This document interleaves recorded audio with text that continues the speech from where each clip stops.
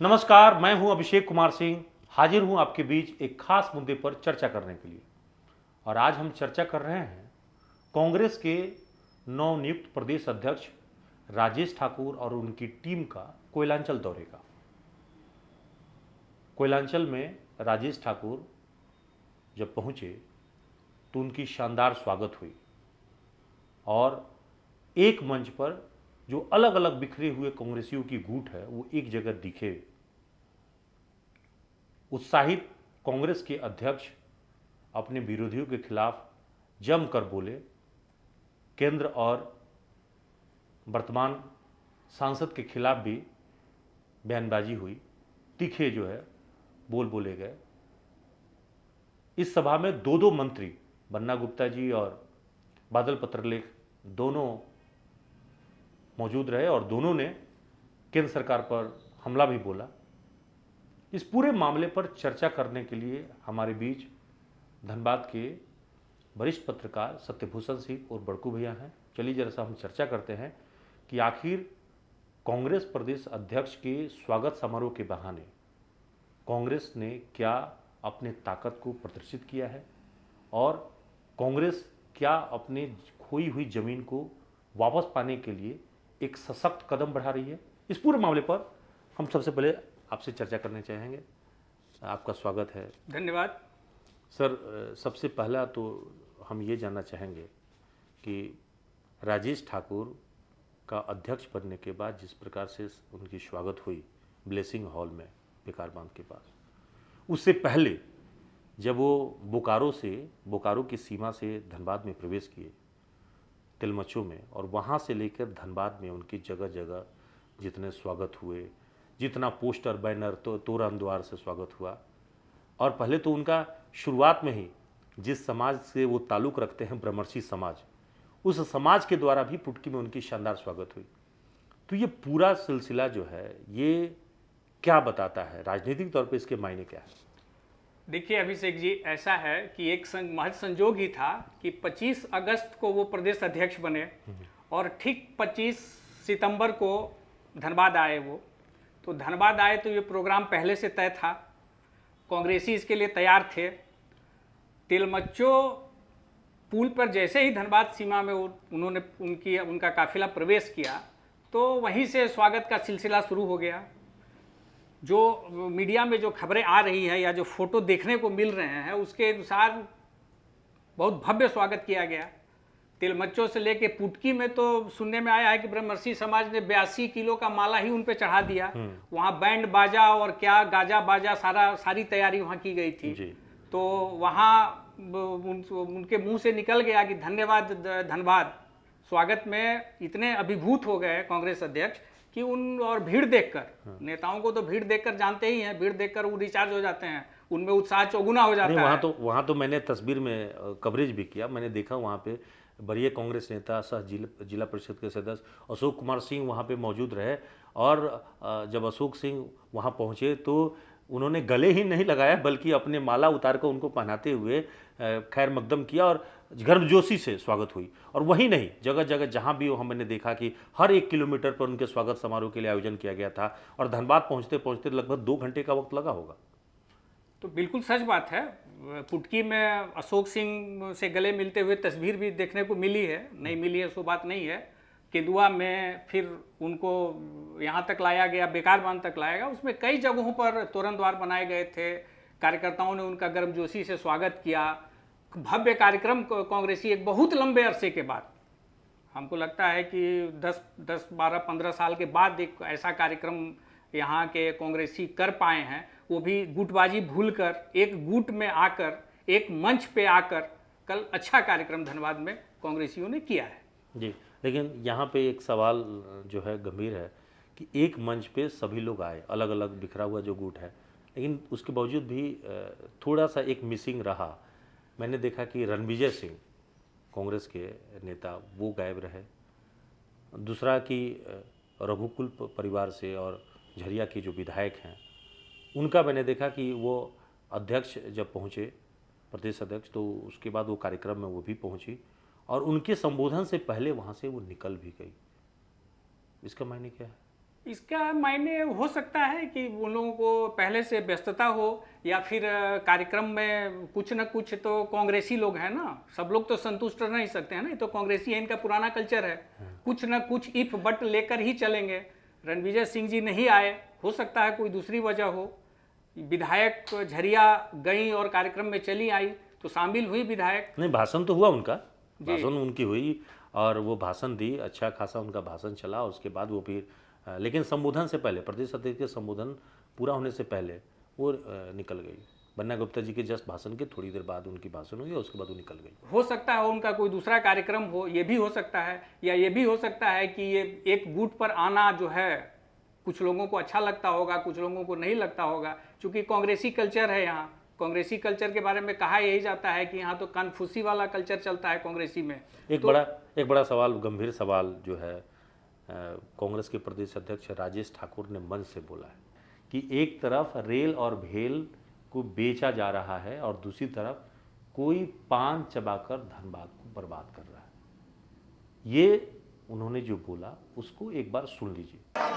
इंदिरा जी का दिया हुआ अगर बांग्लादेश है तो इंदिरा जी का दिया हुआ धनबाद भी है। प्रधानमंत्री जी बोलते बहुत हैं, लेकिन किस तरह से धनबाद को बर्बाद किया है वो किसी से छुपा नहीं। कोई पान चबा करके बर्बाद कर दिया धनबाद को, कोई कोल इंडिया स्टील रेल भेल बेच करके हिंदुस्तान को बर्बाद कर रहा है। ऐसे लोगों से निजात पाने की आवश्यकता है। संजीदा लोग हैं गठबंधन में, तो कोई मगही की बात करेगा, कोई भोजपुरी की बात करेगा, कोई अंगिका की बात करेगा, क्योंकि लोकतंत्र है और लोकतंत्र में सबको अपनी बात रखने का पूरा अधिकार है। हमारे मुख्यमंत्री संजीदा मुख्यमंत्री हैं। हमारे मुख्यमंत्री प्रधानमंत्री की तरह तानाशाह मुख्यमंत्री नहीं है। हम लोग जानते हैं कि किसको कब क्या मिलना चाहिए, वो देने का काम गठबंधन की सरकार करेगी। हम लड़ाई लड़ने नहीं आए, हम लोगों का हक दिलाने आए। बार बार खबरें आती हैं कि हमारे विधायक नाराज रहते हैं, हमारे कार्यकर्ताओं की सुनी नहीं जाती है। हम आप लोगों से ये कहना चाहते हैं कि हमारी सरकार है, हमारी बात सुननी ही पड़ेगी। कुछ लोगों के पेट में दर्द होता है और वो ये बताने लगते हैं कि सरकार से हमारी नाराजगी है। सरकार से हमारी कोई नाराजगी नहीं है, सरकार हमारी है, नाराजगी भी हमारी होगी, खुशी भी हमारी होगी। किसी को कोई चिंता करने की आवश्यकता नहीं है। यहाँ पर जो है प्रदेश अध्यक्ष राजेश ठाकुर का बयान आपने सुना। प्रदेश अध्यक्ष राजेश ठाकुर सीधे तौर पर कहे तो प्रधानमंत्री नरेंद्र मोदी पर निशाना साध रहे हैं और साथ ही साथ धनबाद के सांसद पीएन सिंह पर वो निशाना साध रहे हैं। इसके मायने क्या है? देखिए, मेरे समझ से इसके मायने ये है कि धनबाद या पूरे झारखंड में कांग्रेस जो है अपनी जमीन तलाश रही है, इसमें कहीं कोई दो मत नहीं है। इस बार 2019 के चुनाव में ठीक है प्रदर्शन कुछ अच्छा रहा, जिसके चलते गठबंधन की सरकार बनी और सरकार में कांग्रेस की भूमिका है। अब राजेश ठाकुर धनबाद पहुँचे, कांग्रेस के कार्यकर्ताओं के बीच थे, उनको कहीं भी राजनीतिक हमला बोलना था तो पान खाने वाली जो बात है वो बात बोले होंगे धनबाद के सांसद भाई जी पर उर्फ पीएन सिंह पे। तो हमेशा चूंकि वो पान खाते रहते हैं तो कांग्रेस की एक लाचारी भी है कि उसको कहीं ना कहीं ताकतवर लोग से हमला बोलना है। चूँकि 1991 से यहाँ भाजपा के लोग ही सांसद रहे, बीच में सिर्फ 2004 में, जैसा कि मुझे याद है 2004 में ददई दुबे सांसद बने थे, वो कांग्रेस के टिकट पे चुनाव लड़े और जीते। उसके बाद फिर पीएन सिंह आ गए चुनाव में और अभी पीएन सिंह तीसरी बार सांसद हैं। तो हमला बोले होंगे, कहे होंगे पान खाने की बात। अब आपकी बात जब आप राजेश ठाकुर का बयान बात आई है तो उसका जवाब भी सांसद ने क्या दिया है, पहले सांसद का बयान सुनाते हैं, फिर अच्छा रहेगा कि आप इस पर ज़्यादा बढ़िया से एनालिसिस कर पाएंगे। सांसद का बयान क्या है, पहले सांसद का बयान सुनिए। मतलब सीधे तौर पर कहें कि राजेश ठाकुर के चुभते सवाल पर सांसद ने पलटवार कैसे किया है, पहले वो बयान सुनिए। हमने उनसे कहा कि आप होर्डिंग लगाए हैं, कांग्रेस आ रही है, होर्डिंग नहीं, होर्डिंग भी लगी है। होर्डिंग में उन्होंने लिखा है, आप जाएंगे तो अभी देख लेंगे कि निकम्मों का राज धनबाद में है। अच्छा। हाँ, तो या तो सरकार आपकी है, राज आपकी है, और अगर आपका अभिप्राय यह है कि यहाँ एमपी भाजपा का है, मेयर भाजपा के रहे, 4 विधायक धनबाद जिला में है, तो यह जनादेश है। और एक बार नहीं, अनेक बार इस होर्डिंग को आप अपने से सुधार लीजिए, आपको फायदा करेगा। नहीं, लेकिन वो जो बयान दिया वो कहा कि किसी ने पान चबाकर धनबाद को बर्बाद किया, तो किसी ने रेल और भेल को बेचकर।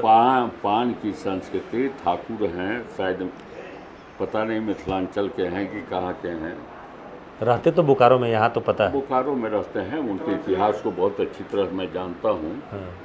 और कम लोग जानते होंगे कि इस राज्य के गवर्नर सत्यरजी के सलाहकार थे। अच्छा। सत्यरजी साहब थे ना गवर्नर, जिसको यूपीए सरकार ने गवर्नर बनाया था जी।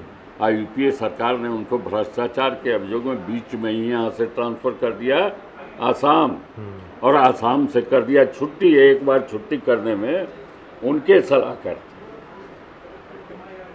तो मुझे ठीक से स्मरण नहीं है, लेकिन मैंने कहा कि आप मृत कांग्रेस को जिंदा करने का प्रयास करें। अच्छा, धन्यवाद। मतलब आप ये कहना चाह रहे हैं कि हाँ, वो मैंने सार्वजनिक रूप से कहा, टीवी में कहा। तो कांग्रेस जमीन तलाश रही है कि मृत कांग्रेस को जिंदा करने का प्रयास करें। उन्होंने कहा कि आपका शुभकामना रहे, मिले। मैंने इस भाई तो सब इंजन तो कोई है नहीं कांग्रेस, ये डब्बा है। अच्छा, डब्बा तो बदलता रहता है, 20-25 डब्बा। 1990 से बिहार से और झारखंड तक कांग्रेस पहले इंजन हुआ करता था, आज डब्बा है। देखिए, पान वाले मामले पर सांसद ने बड़ा ही एक तरह से तंज कसते हुए कहा कि राजेश ठाकुर कहीं ना कहीं मैथिली संस्कृति के जुड़े हुए हैं ना, और ऐसा क्यों है कि वो पान का मुद्दा उठा रहे हैं। उन्होंने उदाहरण कीर्ति आज़ाद को दिया कि पिछले बार कीर्ति आज़ाद भी इसी प्रकार के बयान दे रहे थे। आज कीर्ति आज़ाद चुनाव हारने के बाद मैदान से गायब है। वो ये कह रहे हैं कि राजेश ठाकुर को पता नहीं है कि पान मिथिला संस्कृति का हिस्सा है। ये बयान देकर कुछ सही नहीं है। और दूसरा, उन्होंने कहा कि कांग्रेस अभी जो जमीन पाने की लालसा रखी हुई है, ये दूर की कौड़ी है। ये बात तो सच है कि राजेश ठाकुर जी बोकारो में रहकर राजनीति करते हैं, लेकिन वो रहने वाले शायद मिथिला इलाके के ही हैं। तो मिथिला में पान की संस्कृति है, पान खाने का वहाँ एक संस्कृति है, लोग पान खाते हैं और पान को लोग शुभ भी मानते हैं। और पान खाने पर सीधे सांसद को बोलने के बजाय वो एक इशारे में सांसद पर यह कहा कि पान खाकर धनबाद को बर्बाद कर रहे हैं। मतलब इशारा उनका सीधे सांसद पीएन सिंह पे था, क्योंकि पीएन सिंह को सबको ही जानता है कि पीएन सिंह पान के बहुत शौकीन हैं और पान खाते हैं।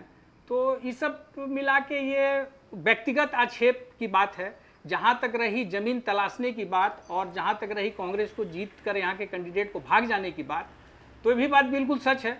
पिछले बार कीर्ति आज़ाद को अंतिम समय में कांग्रेस ने यहाँ उम्मीदवार बनाकर भेजा, इसमें कोई दो मत नहीं है। वो धैया रोड में कहीं ऑफिस वगैरह शायद लिए हुए थे, अपना चुनाव का संचालन किए। सबसे आश्चर्यजनक बात यह है कि कम से कम 4.25 लाख वोट उनको मिला था, यानी धनबाद के 4.25 लाख लोगों ने उनको वोट दिया था। लेकिन परिणाम आने के बाद जो धनबाद से वो गए, ये फिर वापस लौट के नहीं आए। तो यही तो बात कर रहे हैं सांसद की, बोरो प्लेयर से क्यों खेल रहा है आप कांग्रेस? क्यों नहीं लोकल जो है पहलवान उतार रहा है? क्यों बाहर से बोरो प्लेयर ला रहा है? कांग्रेस को इस पे सोचना चाहिए, ये तो गंभीर बात है। कांग्रेस नेतृत्व को इस पे सोचना चाहिए। नहीं सोचेगी तो फिर वही स्थिति होगा। कांग्रेस नेतृत्व को सोचना चाहिए। मतलब आप एक तरह से कहें कि राजेश ठाकुर इस बात को ध्यान रखना होगा कि ज़मीन पाने के लिए जो लोकल आपके कार्यकर्ता हैं उन पे भरोसा ज़्यादा करना चाहिए। ये हमको लगता है कि इस बार कुछ चेंज होगा। ऐसा लग रहा है कि कुछ चेंज होगा, क्योंकि रामेश्वर उरांव जी को की जगह पर राजेश ठाकुर जी की ताजपोशी जो हुई है, तो युवा हैं, इसमें कहीं कोई दो मत नहीं है, जमीन से जुड़े आदमी हैं, तो हो सकता है कि कांग्रेस की रणनीति ये बनी हो कि लोकल पे भरोसा करें। नहीं, अभी तो वो संगठन में बदलाव की बात भी कर रहे हैं। प्रदेश अध्यक्ष ने जो बयान दिया न्यूज पोस्ट को, उन्होंने कहा कि हम संगठन में बदलाव करेंगे और बदलाव के लिए बदलाव नहीं करेंगे, जरूरी बदलाव करेंगे। और दूसरा बात उन्होंने कहा कि निगम का चुनाव हो या निकाय का चुनाव हो, पार्टी आधारित चुनाव नहीं है, लेकिन कांग्रेस अपनी ओर से कोशिश करेगी कि एक सशक्त उम्मीदवार के प्रति हमारा सहयोग समर्थन मिले। तो ये तो अच्छी बात है ना, इसलिए अच्छी बात है कि निगम चुनाव में अगर कांग्रेस का कोई कैंडिडेट खड़ा होता है, सारे लोग मिलजुल कर जिस तरह का कार्यक्रम को सफल बनाए उस तरह से सपोर्ट करेंगे, तो भाजपा को परेशानी हो सकती है, नहीं हो सकती है ऐसी कोई बात नहीं है, उनकी परेशानी बढ़ सकती है। यानी जैसे जैसे चुनाव नजदीक आएंगे ये तल्खी बढ़ेगी, और निश्चित रूप से तल्खी बढ़ेगी, चूंकि अभी यहाँ धनबाद के परिप्रेक्ष्य में अगर बात करिएगा तो तल्खी बढ़ेगी, निश्चित रूप से तल्खी बढ़ेगी। अभी राजेश ठाकुर जी धनबाद आए हैं, सांसद पर तीखा बाण चलाए हैं, फिर भाजपा की ओर से तीखा बाण इधर चलाया जाएगा, ये तो कार्यक्रम चलता रहेगा। देखिए, तो बात सही कह रहे हैं कि वरिष्ठ पत्रकार सत्यभूषण जी का कहना बिल्कुल सही है कि राजनीतिक बयानबाजी चलती रहेगी और ये उनका काम भी है, क्योंकि कहते हैं ना कि आरोप प्रत्यारोप के दौर चलते रहे हैं, आगे भी चलेंगे। सवाल इतना ही है कि स्वस्थ परंपरा के हिसाब से पक्ष और विपक्ष यदि जनहित के मुद्दों पर एक दूसरे को घेरे तो अच्छा, ये अच्छी परंपरा है, लोकतंत्र के लिए अच्छा है। बस ये हमला निजी तौर पर व्यक्तिगत रूप से नहीं होना चाहिए। सहयोगी निकुंज के साथ Abhishek Kumar, the News Post, Dhanbad.